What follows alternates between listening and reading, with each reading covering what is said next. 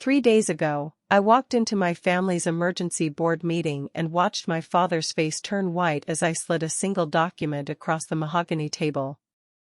"What is this?" he whispered. I smiled and said, "Your resignation letter. Sign it, or I'll show everyone the real reason Google paid me $2.5 billion. By the end of that meeting, I owned everything they'd spent decades building.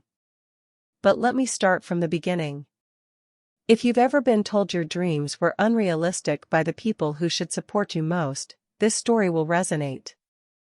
I'm curious, drop a comment about where you're watching from and what time it is there. You're going to want to hear how one silly app idea changed everything. My name is Sarah Chen, and I'm 29 years old. 3 years ago, I was the family disappointment.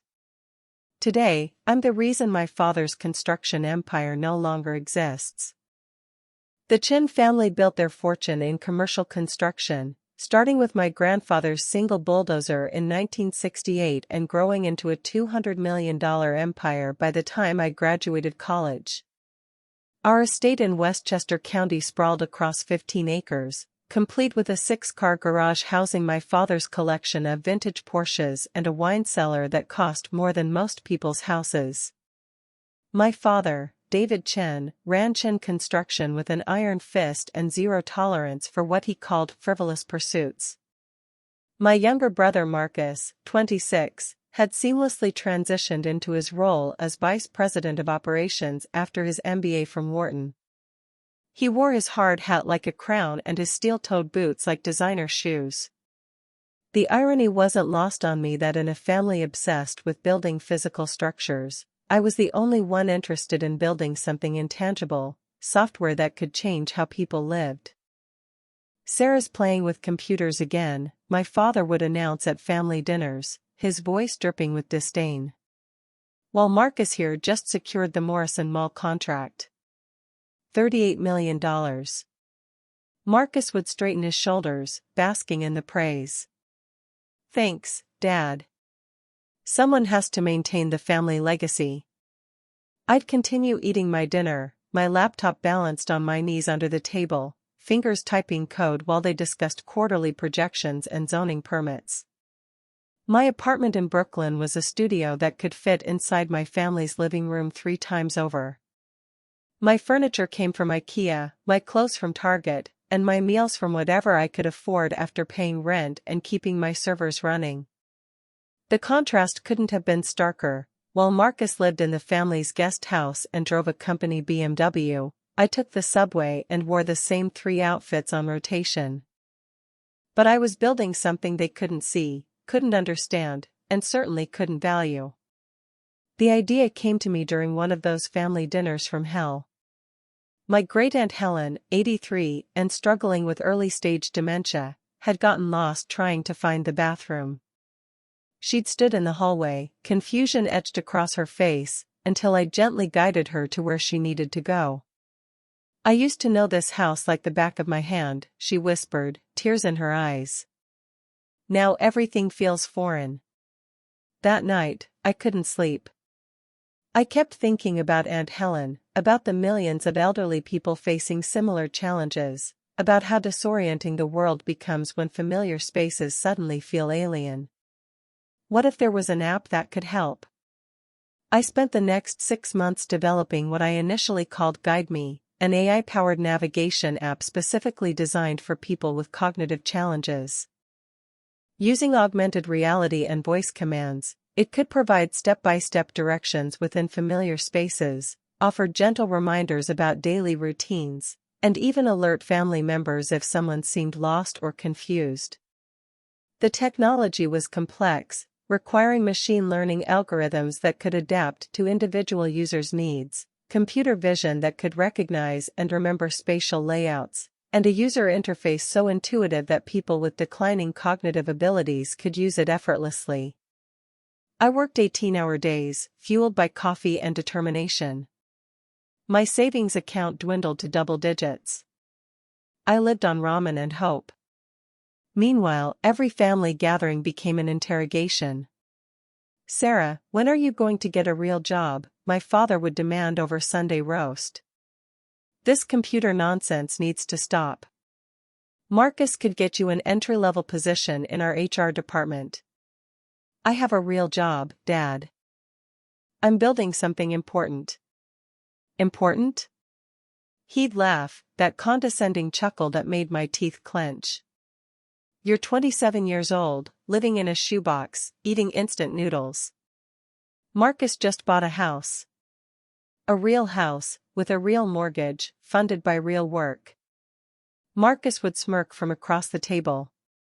Maybe it's time to grow up, Sarah. Join the adult world. I started recording these conversations on my phone. Not for revenge, at least, not initially. But something told me I might need evidence of their attitudes later. The breakthrough came during my 8th month of development. I'd been struggling with the app's predictive capabilities, how to anticipate when a user might become confused before they realized it themselves. The solution involved biometric monitoring through smartwatch integration, tracking subtle changes in heart rate, movement patterns, and even voice stress that could indicate cognitive distress. It was revolutionary.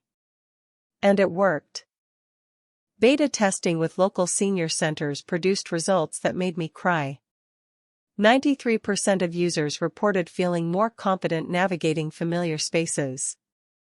87% said it helped them maintain independence longer. The testimonials were heartbreaking and beautiful. This app gave me back my dignity, wrote Margaret Thompson, a 78-year-old former librarian. For the first time in months, I wasn't afraid to leave my apartment. But when I tried to share this success with my family, the response was predictably dismissive. "That's nice, dear," my mother said absently, not looking up from her real estate magazines. How many people could possibly need something like that? About 57 million Americans have some form of cognitive impairment, Mom. The market potential is enormous. My father snorted. Market potential? Sarah, you're talking about old people with memory problems. They don't buy apps. They barely understand smartphones. You're completely wrong about, no, you're wrong. His voice boomed across the dining room. I built a $200 million company by understanding markets, by recognizing opportunities, by dealing with reality. You're chasing fantasies. Marcus leaned back in his chair, enjoying the show. Dad's right, Sarah. Maybe it's time to accept that not everyone is meant to be an entrepreneur. I saved the recording with the file named Family Dinner 23 Market Reality. The humiliation reached its peak 6 months later, when I finally worked up the courage to ask for help. My servers were crashing under the weight of our growing user base. I needed funding to scale the infrastructure, to hire developers, to transform what had started as a solo project into a real company. I prepared a presentation with user testimonials, market research, revenue projections, and technical specifications. I practiced for hours, anticipating every possible question. The family was gathered for Marcus's birthday dinner, 32 relatives in the formal dining room, crystal glasses catching the light from the chandelier, everyone dressed in their finest clothes. Before we begin dinner, I announced, standing near the head of the table, I'd like to share something important with everyone. My father's expression immediately soured. Sarah, this is Marcus's night. Whatever hobby project, it's not a hobby, Dad. It's a business. A successful one. I launched into my presentation, explaining the app's purpose, its user base, its potential. I showed them testimonials from families whose lives had been changed. I presented financial projections that would make any investor salivate. The room grew quiet. A few relatives leaned forward, genuinely interested. Then my father started laughing. Not a polite chuckle, but deep, belly-shaking laughter that filled the entire room. An app for senile people? He wiped tears from his eyes. Sarah, this is even more ridiculous than your previous ideas. Marcus joined in. Wait, let me understand this. You want us to invest in software that helps confused old people find bathrooms? The laughter spread around the table like a contagion. Cousins, aunts, uncles, people I'd known my entire life, were laughing at years of my work, my passion, my purpose. You clearly don't understand the target demographic, I said, my voice steady despite the humiliation burning in my chest. This addresses a massive and underserved market. The only thing massive here is your delusion, my father interrupted. Sarah, you're almost 30. When are you going to stop playing with toys and contribute something meaningful to this family? Uncle Robert, my father's brother, leaned forward. David, maybe we should listen, to what? More fantasies about apps that nobody wants? My father's voice rose. She's asking for money to help confused people use their phones. It's absurd. Marcus stood up, raising his champagne glass. I'd like to propose a toast, he announced. To Sarah's adorable little app for lost grandparents.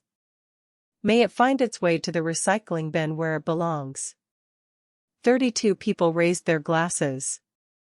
32 people laughed. I stood there, my presentation materials scattered across the table, my dreams dismissed as a punchline. But I didn't cry. I didn't argue. I didn't defend myself further. Instead, I smiled, pulled out my phone, and stopped the recording that had captured every word. Thank you, I said quietly. This has been very educational. And then I left. 3 days later, I received an email that changed everything. The subject line read, Acquisition Inquiry, Guide Me Technologies. The sender was Dr. Jennifer Walsh, Director of Healthcare Innovation at Google. My hand shook as I opened the message. Ms. Chen, we've been monitoring the development and user adoption of your Guide Me application through our Healthcare Technology Scouts.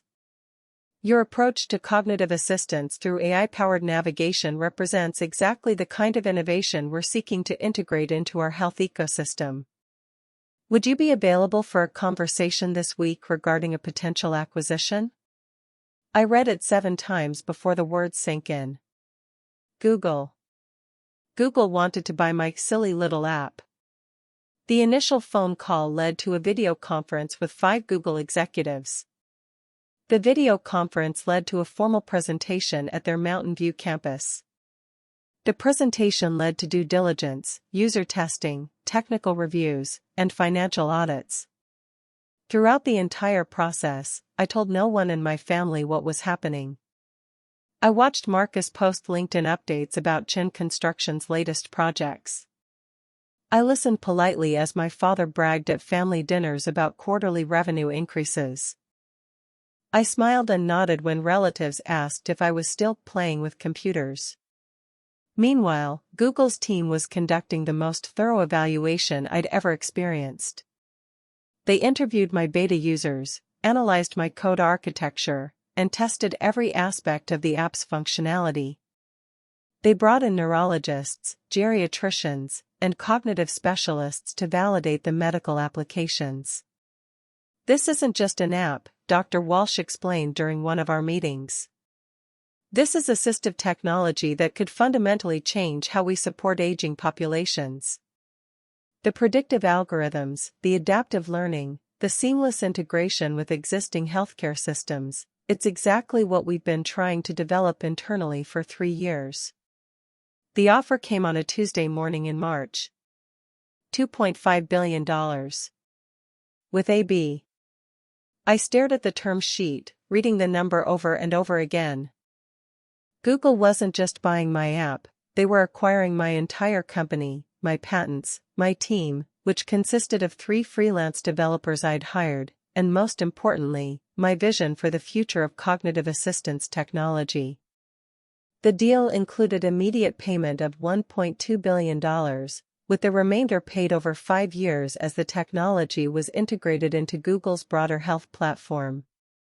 I would join Google as Director of Cognitive Health Innovation, with full autonomy to continue developing solutions for underserved populations. I signed the papers on a Thursday. The money hit my account on Friday. By Saturday morning, I owned more wealth than my father had accumulated in 30 years of construction work. But I wasn't ready to tell them yet. I had one more thing to do first. Chin Construction had been struggling lately, though my father would never admit it publicly. The commercial real estate market had softened, several major projects had encountered cost overruns, and competition from younger, more innovative firms was cutting into their market share. Marcus had been pushing for expansion into residential development, but that required significant capital investment, more than the company could finance through traditional channels.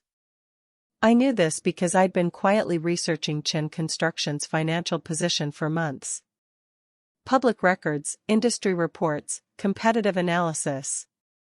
When you have access to Google-level resources, information becomes surprisingly easy to obtain.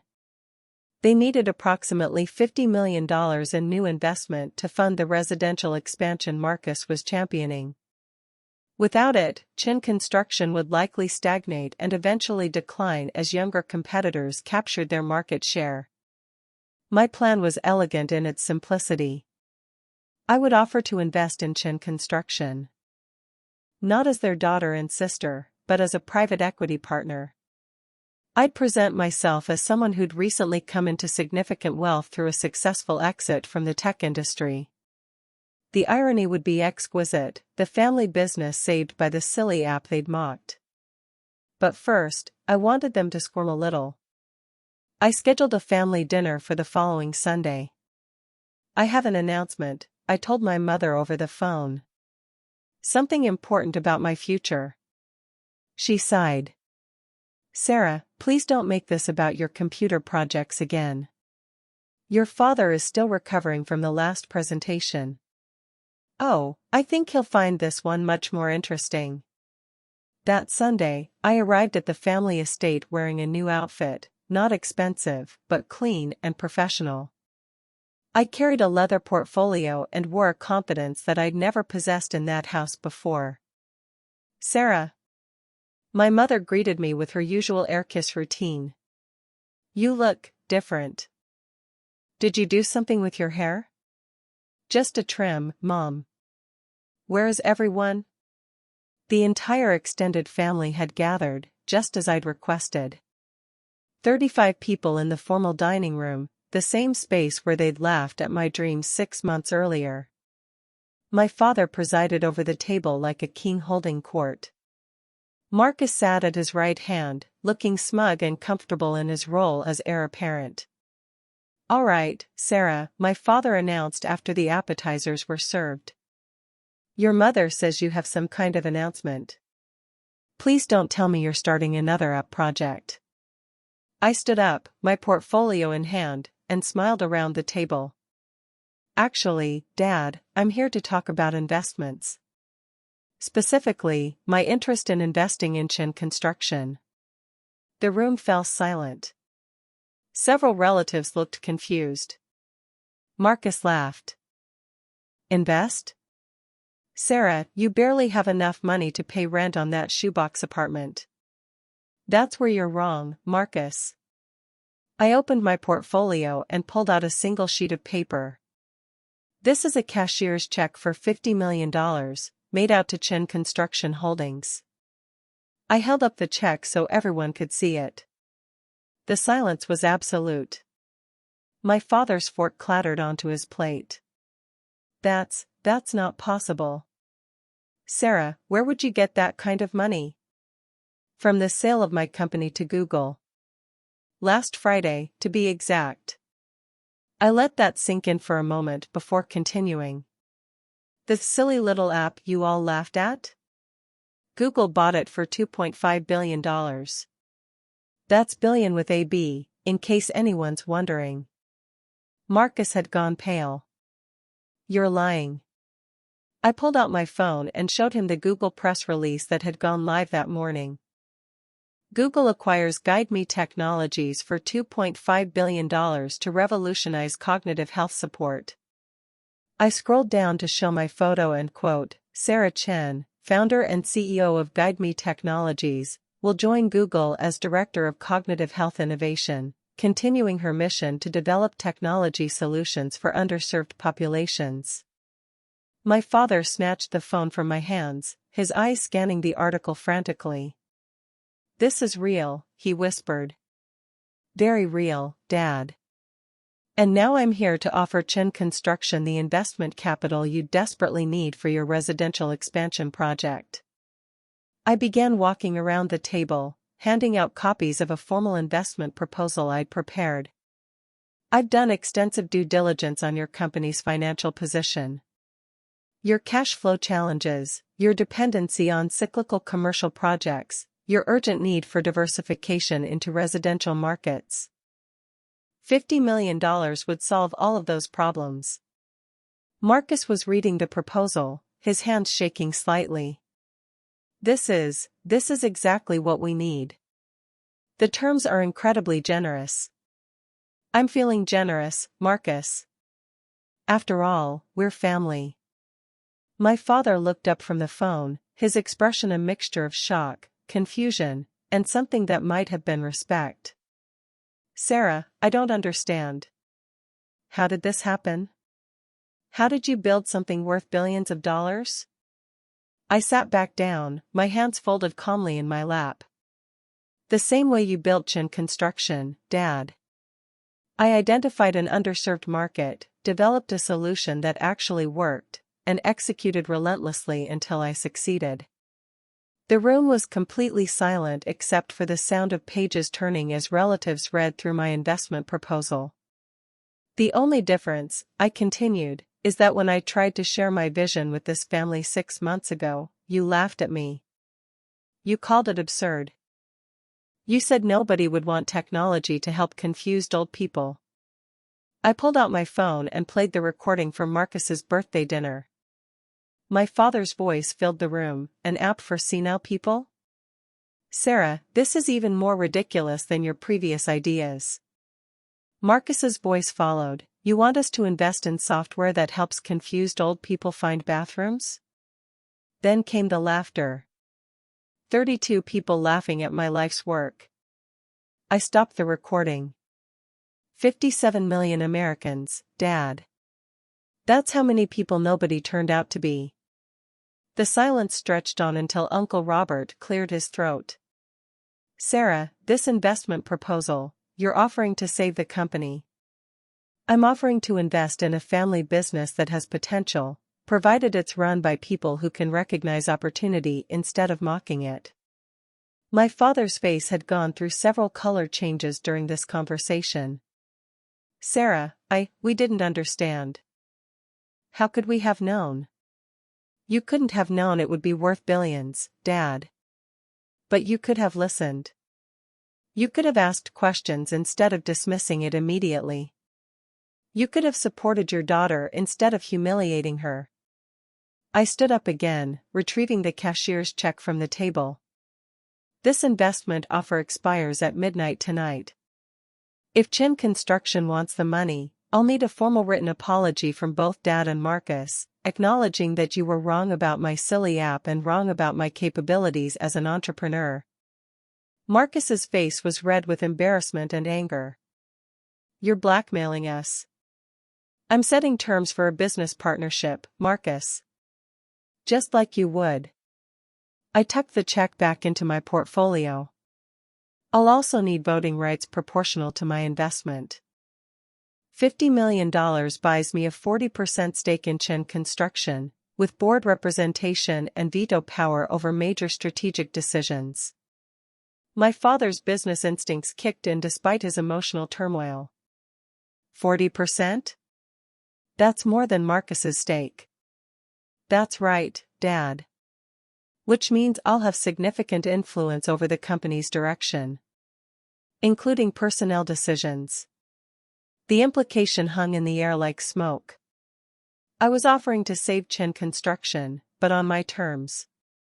With my vision. Under my partial control. You have until midnight to decide, I said, gathering my materials.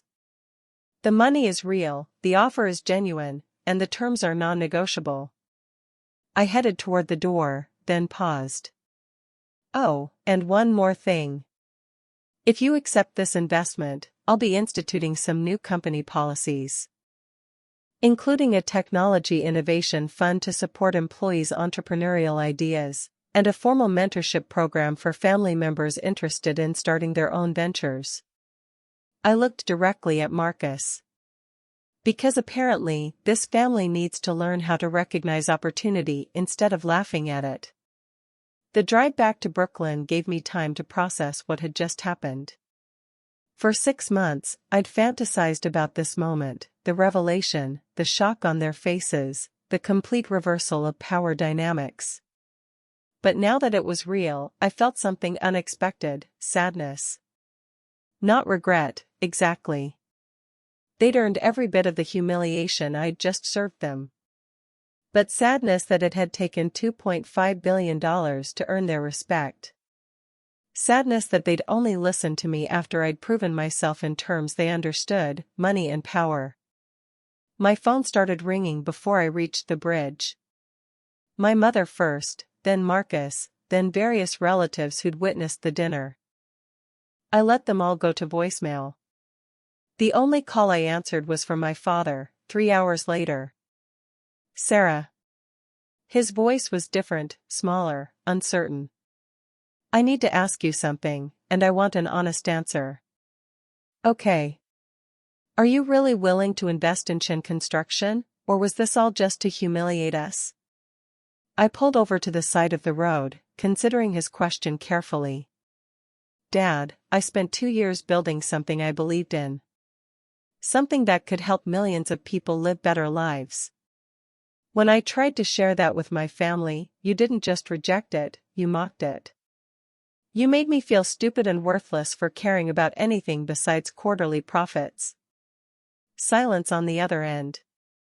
But Chin Construction is still a viable business with good people working for it. Those people don't deserve to suffer because their leadership couldn't recognize innovation when it was sitting at their dinner table. So the offer is real? The offer is real. The terms are non-negotiable. And the deadline is still midnight.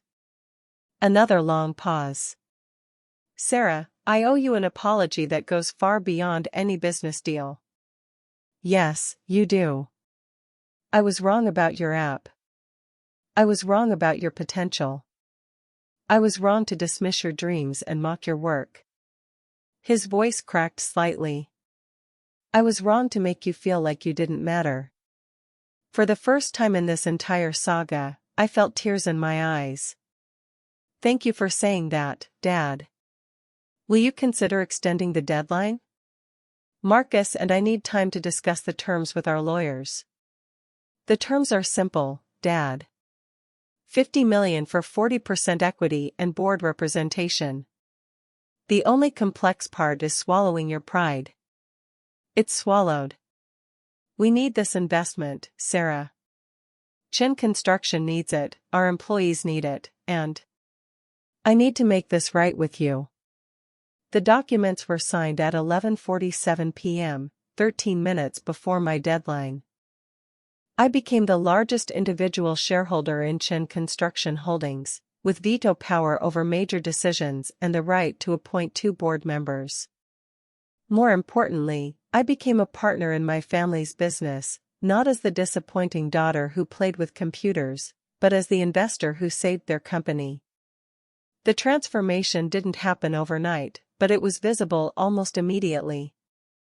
Marcus, suddenly aware that his future at Chin Construction depended partly on my approval, began treating me with a respect that bordered on reverence. He asked thoughtful questions about my experience with Google, sought my advice on technology integration, and even attended a webinar I recommended about innovation in traditional industries.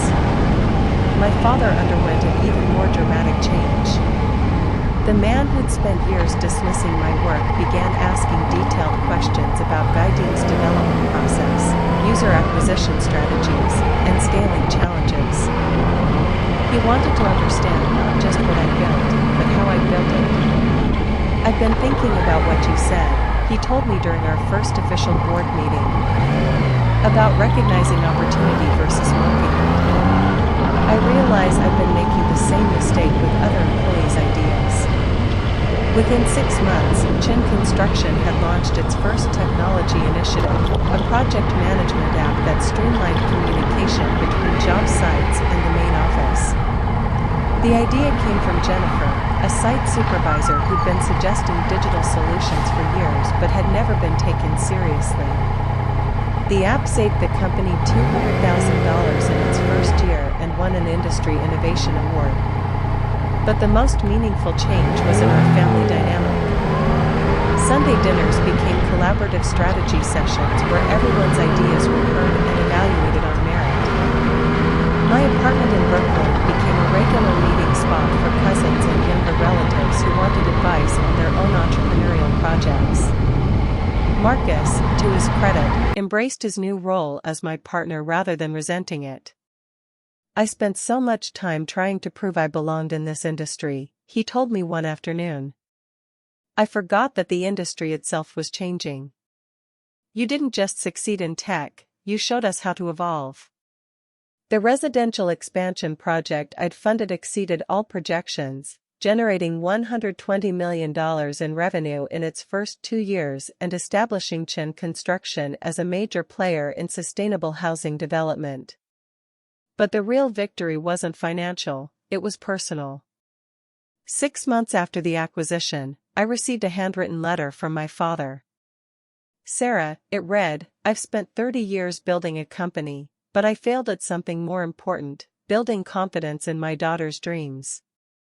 Your success with Guide Me wasn't luck or timing. It was vision, dedication, and the courage to pursue something meaningful despite everyone around you saying it was impossible. I'm proud of what you built, but I'm more proud of who you are. I'm sorry it took $2.5 billion for me to see it. Today, Guide Me is integrated into Google Health and serves over 12 million users worldwide. The technology has been expanded to support people with autism, ADHD, and various mobility challenges.